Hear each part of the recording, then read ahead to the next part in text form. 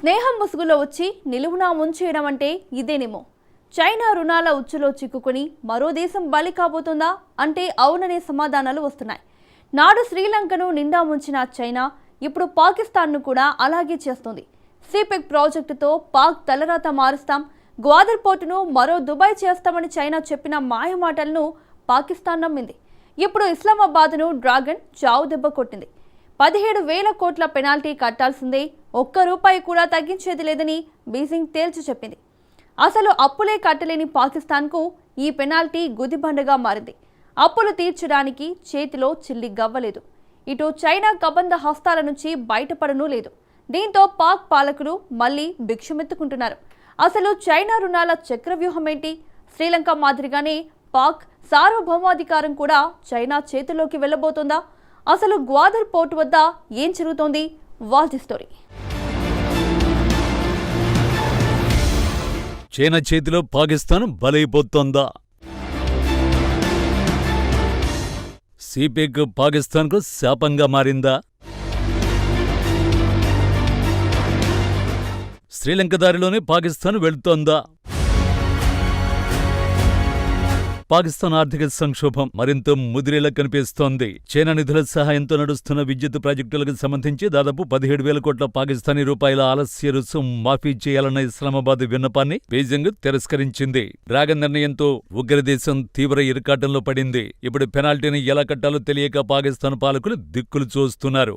ఎవరు తమను ఆదుకుంటారో అని పాత్ర పట్టుకుని మళ్లీ భిక్షగడి అవతారం ఎత్తుతోంది. ఎప్పటిలాగే తమను సౌదీ అరేబియా ఆదుకుంటోందని ఆశగా రియాద్ వైపు పాకిస్తాన్ చూస్తోంది. తక్కువ వడ్డీతో $1,000 అత్యవసర ఆర్థిక ప్యాకేజీని పొందేందుకు తీవ్రమైన ప్రయత్నాలు చేస్తోంది. సౌదీ పాలకులను ప్రసన్నం చేసుకునేందుకు మళ్లీ రక్షణ భద్రతా హామీలను తెరపైకి తెస్తోంది. తన పాత వ్యూహాలకు ఇస్లామాబాద్ పదును పెడుతోంది. అసలిప్పుడు చైనా సర్చార్జిని ఎందుకు వసూలు చేస్తోంది? అత్యవసరంగా పాకిస్తాన్కు $1,000 కోట్ల ఎందుకు అవసరం పడింది? పాకిస్తాన్ మళ్లీ సౌదీ అరేబియా ఆదుకుంటుందా? ఈ ప్రశ్నలకు సమాధానం తెలుసుకోబోయే ముందు పాకిస్తాన్ కలల ప్రాజెక్టు గురించి తెలుసుకోవాలి. పాకిస్తాన్ భవిష్యత్తును మార్చేసే ఒక అద్భుతమైన గేమ్ చేంజర్ ప్రాజెక్టుగా చైనా పాక్ ఎకనామిక్ కారిడార్ సిపెక్ ను ప్రారంభించినప్పుడు డ్రాగన్ చెప్పిన మాటలు ఇవి. కమ్యూనిస్ట్ కంట్రీ చైనా చెప్పిన మాటలను ఉగ్రదేశం ఈజీగా నమ్మేసింది. చైనా ఏ దేశానికైనా మొదట ఆశ చూపి అప్పిస్తుంది. ఆపై ప్రాజెక్టులను తానే నిర్మించి లాభం పొందుతుంది. చివరిగా ఆ దేశం అప్పుల్లో మునిగిపోయాక ఆ దేశానికి చెందిన వ్యూహాత్మక ఆస్తులను గుంజుకుని భౌగోళిక రాజకీయంగా ఆ దేశాన్ని తన గుప్పిట్లోకి తెచ్చేసుకుంటుంది. శ్రీలంక విషయంలో డ్రాగన్ ఇలాగే వ్యవహరించింది. హాంబన్టోట పోర్టును మరో దుబాయ్గా, దక్షిణాసియా సింగపూర్గా మారుస్తామని చైనా కథలు చెప్పింది.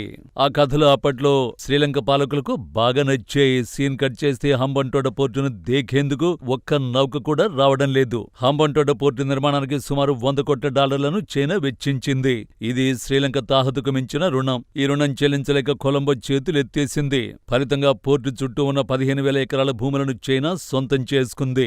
హాంబన్టోట పోర్టును 99 ఏళ్ల లీజుకు తీసుకుంది. సముద్ర వాణిజ్య స్వర్గంగా మారుతుందనుకున్న ఈ పోర్టు కాస్త శ్రీలంక సార్వభౌమాధికారానికి ముప్పుగా పరిణమించింది.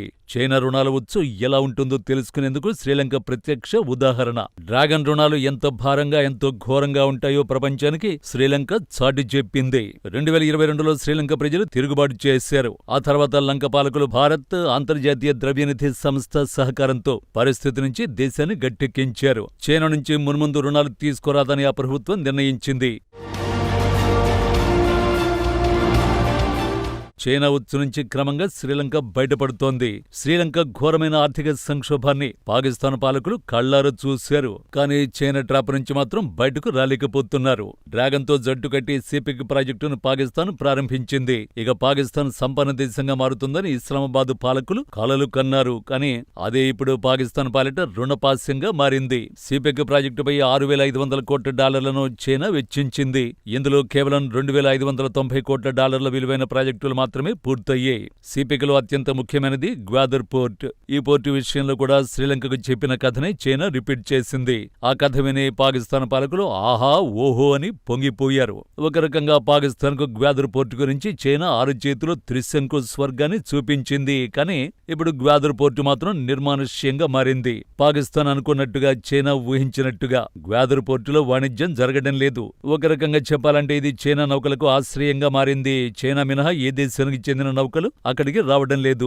మరి ముఖ్యంగా స్థానికంగా రక్షణ సమస్యలు, మౌలిక వసతుల లోపాలతో గ్వాదర్ పోర్టు ద్వారా పాకిస్తాన్కు ఎటువంటి ఆదాయం రావడం లేదు. కానీ అప్పుల వడ్డీలు మాత్రం పెరిగిపోతున్నాయి. ఇదే కాదు, సిపెక్లో భాగంగా నిర్మించిన విద్యుత్ ప్లాంట్లు పాకిస్తాన్ నిండా ముంచేస్తున్నాయి.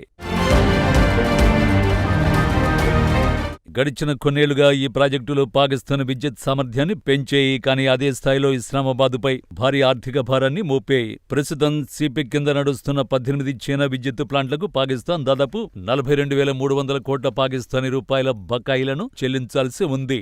దేశంలో విద్యుత్ రంగానికి సంబంధించిన అప్పులు నానాటికి పెరుగుతున్నాయి. ఇప్పుడిప్పుడే చైనా దారుణ రుణాల నిబంధనలు పాకిస్తాన్కు తెలిసొస్తున్నాయి. అందుకే కాంట్రాక్టు నిబంధనల్ని సవరించాలని చైనా ఎదుట మోకరిల్లి వేడుకుంటోంది. సకాలంలో రుణాలను చెల్లించనందుకు పాకిస్తాన్పై 17,000 కోట్ల రూపాయల ఆలస్య రుసుమును చైనా విధించింది. దాన్ని మాఫీ చేయాలని పాక్ మొరపెట్టుకుంటోంది. ఈ 17,000 కోట్ల రూపాయల అప్పు కాదు, చైనా ఇచ్చిన రుణాలను ఆలస్యంగా చెల్లింపులు చేసినందుకు విధించిన పెనాల్టీ. దీన్ని మేం కట్టలేం బాబో అంటూ పాకిస్తాన్ విలవిల ఏడుస్తోంది. కానీ డ్రాగన్ మాత్రం పాకిస్తాన్ గోడును అస్సలు పట్టించుకోలేదు. ఆలస్య రుసుము చెల్లించాల్సిందేనని బీజింగ్ తేల్చి చెప్పింది. దీంతో పాకిస్తాన్కు దారులు మూసుకుపోయాయి. చైనా కఠిన నిర్ణయంతో పాకిస్తాన్ విదేశీ నిధులపై ఎంతగా ఆధారపడి ఉందో మరోసారి బట్టబయలైంది. ఇప్పటికే కుదేలైన ఆ దేశ ఆర్థిక వ్యవస్థపై ఒత్తిడిని మరింత పెంచింది. చైనాతో జరిపిన చర్చలు ఎలాంటి ఉపశమనాన్ని ఇవ్వకపోవడంతో ఇస్లామాబాద్ ఇప్పుడు సహాయం కోసం ఇతర దేశాల వైపు ఆశగా చూస్తోంది. చైనా రుణాల ఉచ్చు నుంచి శ్రీలంక త్వరగానే బయటపడింది. కానీ పాకిస్తాన్ మాత్రం డ్రాగన్ ట్రాప్ ఊబిలో పూర్తిగా కూరుకుపోయింది. చైనా రుణ ఊబి నుంచి బయటపడే అవకాశాలు రోజురోజుకు పాకిస్తాన్కు తగ్గిపోతున్నాయి. కేవలం భారత విషయంలో చైనా పంచన పాకిస్తాన్ చేరింది. భారత్తో యుద్ధమే వస్తే చైనా ఆదుకుంటుందని ఇస్లామాబాద్ ఆలోచన. భారత్ను వ్యూహాత్మకంగా దెబ్బతీయాలనే ఒక్క గుడ్డి ఆలోచనతో పాకిస్తాన్ తన సార్వభౌమాధికారాన్ని చైనా కాళ్ల దగ్గర తాకట్టు పెట్టేసింది.